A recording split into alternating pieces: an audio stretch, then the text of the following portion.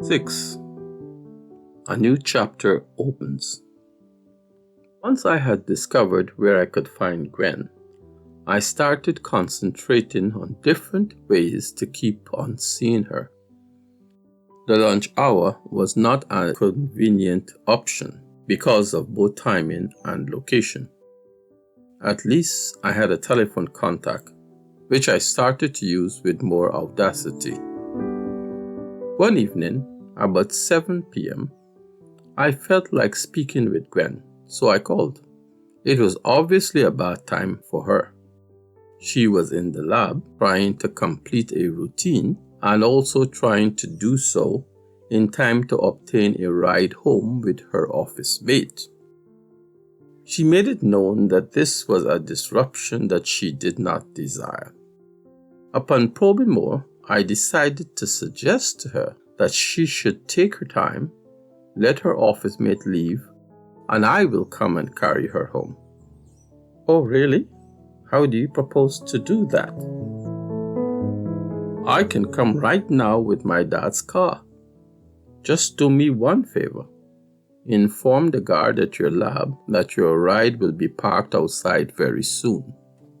I thought that was prudent because you can't be too careful with the white campus police. A black youth parked in a car at night in front of an office building will certainly attract attention. She agreed, and within 15 minutes, I was parked in front of her lab building. When she finally came out, I was very happy to see her and to be taking her home. We chatted a little while she directed me to her home in Oxford. So now that I know where you live, I can come over and visit you, right? Not without an invitation, she rebuffed me. That was not a problem. I was already convinced that that invitation would come soon. A new chapter was now opening in my relationship with Gwen. It was one that I had been dreaming of.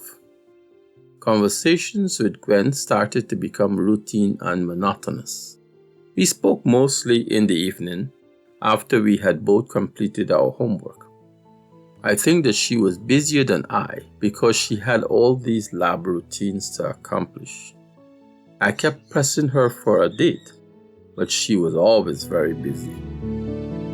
Then one evening, while we were chatting close to bedtime, she said something about trying to get tickets to the Miami theater production of Oedipus Rex at the end of next week. I jumped at the opportunity. Can I take you there? Do you mean you're going to pay for the tickets? Of course. What do you think a date is for? Okay, I'll take a rain check on it. Nothing in this proposal had set off any alarm bells in my mind. I was just sure that I had worn her resistance down to the point of surrender. In reality, I couldn't be any farther from the truth. You see, Gwen's office mate, a young Ohioan named Rachel, had a leading role in this play. For 2 weeks, she had been trying to get a ticket for Gwen to attend, but the show was completely sold out. One day, when Gwen was complaining about my nagging phone calls, Rachel came up with this idea. Why don't you ask him to take you to the play? Let us frustrate him for a week until he realizes that the show is completely sold out. Then you could tell him how disappointed you are in his performance and that you don't see this relationship going any further. Bingo, he will disappear into thin air. Gwen's mom was not too comfortable with the idea when she relayed the details to her. Her mom thought it sounded more like an entrapment and asked the more fundamental question. What if Eric does get tickets for the show? Will you still be happy going out with him? Gwen herself wasn't that sure of the answer to that what if question. Anyway, Mom, If Rachel can't get tickets to the show, I'm certain Eric wouldn't be able to do either. Dad and I talk a lot all the time, and about everything happening in my life. Not out of being inquisitive, that's just how we were. So it was no mystery when he sensed again something was not going the way I would have liked it. "What's up, son?" "Oh, it's just a little thing with Gwen. You remember her?" "Yes, the cutie you had lost and I helped you find. What's up? You lost her again?" He laughed, trying to lighten the escapade that was likely to follow. "No, not exactly. You see, Dad, she decided on a date with me at the Miami theater performance next week. The problem is that I can't get tickets for the show. I've tried everywhere, but it is sold out solidly." What show is this?" "Oedipus Rex. It is a play about the inevitability of fate. The characters try to escape their tragic ends, but their very actions bring those ends closer to them." "Sounds a lot like you, doesn't it?" He laughed in derision. Sometimes Dad tends to take your serious challenges and just laugh them off. It really bothers me and makes me feel he is not really listening to me. He was seen to be so far away. "Dad," I snapped. "Oh, let me call Jackie." Don't ask me what that had to do with my little problem. Jackie, you would recall, was the secretary to the president of the university. He must be on a different tangent. As he slipped away into his room, I could hear the beginning of the conversation. You see, Dad and Jackie were on very good terms. He could call her any time of the day or night. "Jackie, Alvin Willis here." "Oh, hi, Doc. How are you?" "Fine, thanks, Jackie. Did I remember you saying that the president wanted to invite me to a play at Miami Theater?" "Yes, it's coming this weekend. I still have the tickets in my desk drawer." "Yes, I'm interested. Can I send my son over tomorrow to pick them up?" "No problem." "Thanks, Jackie." Re-emerging from his room with that casual smile on his face, he simply said, "Eric, you have to do me a favor." "Yes, sir. What's it?" "Could you find some time tomorrow to check Jackie in the president's office? She has an envelope for me." "Sure, Dad." I did check Jackie and she gave me the sealed letter-sized envelope. But it was something that she said on giving it to me that made my heart miss a beat. "Tell your dad I hope he enjoys the show." No, he couldn't have done this again. This man is always solving my nagging problems. It is like he was sent here to be my guardian angel. When I got home, there he was with the same broad grin on his face. "What exactly is this, Dad?" "Open it and see." Believe me, I was hoping that it was just what I thought it would be. But then, that would be a change in my fate. Good fortune was beginning to follow me all the rest of my days. Wow. 2 tickets to the Miami Theater performance of Oedipus Rex for next Friday at 6:30 p.m. The Hall Auditorium. That is the actual name of the Performing Arts Theater. It's a very old building completed in 1908, but it was renamed in 1969 after Miami's 5th president, John W. Hall. Dad, you saved my life again. You keep on saying that, but as I have told you, I only did it once. I examined the tickets over and over and noted on the reverse side it had a stamp that said dress code, elegantly casual. There I am, with all the excitement in my head, thinking how to break the news to Gwen that I got tickets. No, I didn't want to appear to have had a difficult time getting these tickets. It never occurred to me that she would have known that the show was sold out before agreeing to my date. Gwen was too quiet and simple a person to entertain such devious motives. Gwen, I thought I should let you know in advance that there is a dress code for this show. It is elegantly casual. How do you know that? It is written on the tickets. So you have the tickets?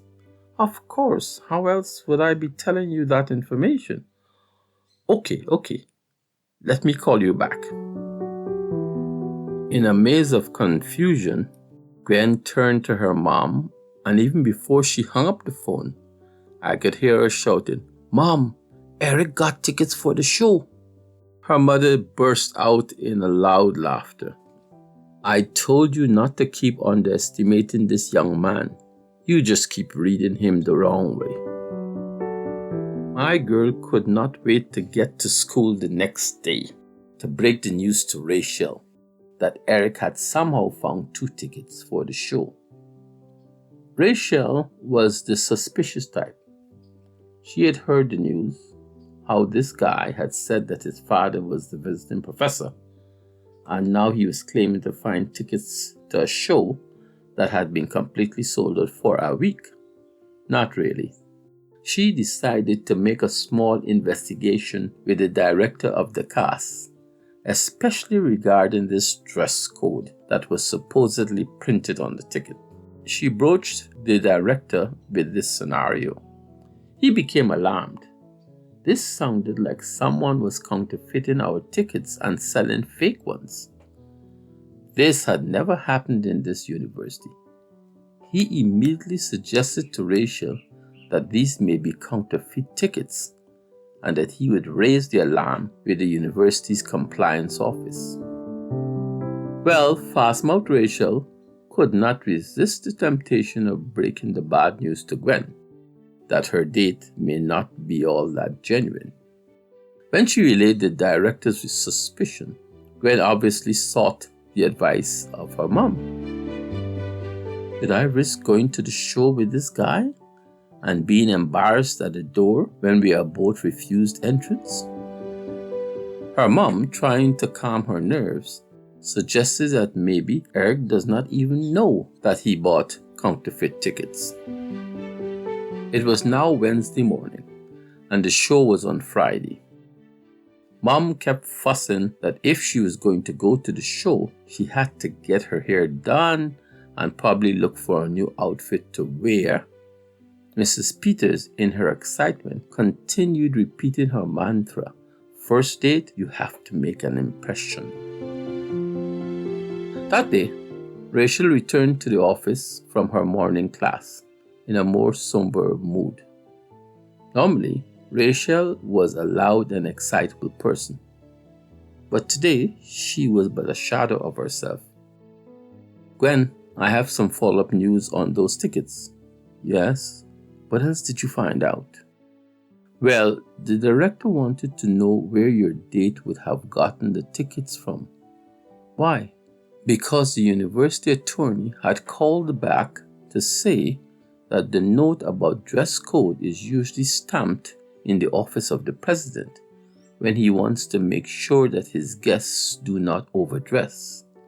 So he wanted to know if there was any possibility that your Eric could have gotten those tickets from the office of the president." Gwen quietly responded, "Yeah, he probably did." "So you know what that means," Rachel's rambunctious character started to reappear. "You are coming to the show as the guest of the president of the university. You will be seated in the presidential block." When Gwen broke this new revelation to her mom, just saying so was not sufficient. She insisted immediately on some sort of confirmation. "Call him right now and ask him where he got the tickets." Michael and I shared a lot of chores together. Besides going to ball games when we did not have a date, we would also go shopping in town. looking for a tie or a special sweater to match some outfit that we had not worn for ages. This afternoon, we were shopping on Main Street, looking for a gift for Michael's girlfriend. Her birthday was on Saturday, and Michael was keen to make a fuss about it. In our regular banter, we differed on what would be an appropriate gift. I was in the midst of trying to convince Michael to stay away from clothes. It is almost impossible for a young man to figure out what sort of top would be pleasing to his babes. If you didn't get the color right, the neckline would be too low or something else would be wrong. My argument was simple. Play it safe with small jewelry or, at most, a scarf. You could imagine that in the midst of our deliberations, I should get an early afternoon call from Gwen. That was so unusual that Michael looked at me and whispered, "What's her problem now?" "Yes, babes, you all pretty and ready for the show?" I was already in the mood to speak about pretty things. "Eric, this is not funny. I have one question. Where did you get those tickets?" "Why are you asking me that?" "Okay, just answer me yes or no. Did you get those tickets from the president's office?" "Yes, I did." "Why? What difference does it make?" "Oh, you're a guy you will never understand. Now I have to scramble to get an appointment with my hairdresser and go shopping for an outfit. I have to look responsible if I'm going to be a guest of the president." "Gwen, honey, you are my date, not his." "Oh, you will never understand.